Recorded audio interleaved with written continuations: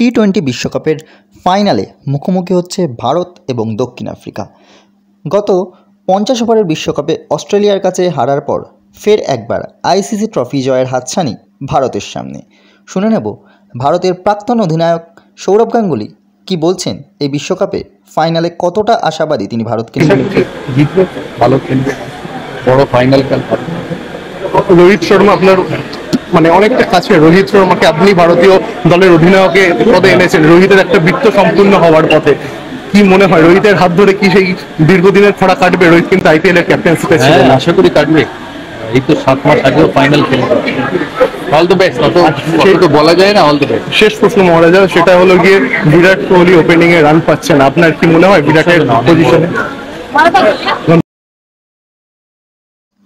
অর্থাৎ ভারতকে নিয়ে কিন্তু যথেষ্ট আত্মবিশ্বাসী লাগলো বাংলার মহারাজকে, এবং বিরাট কোহলির সাম্প্রতিক টুর্নামেন্টে অফ ফর্ম নিয়ে মোটেই চিন্তিত নন দাদা।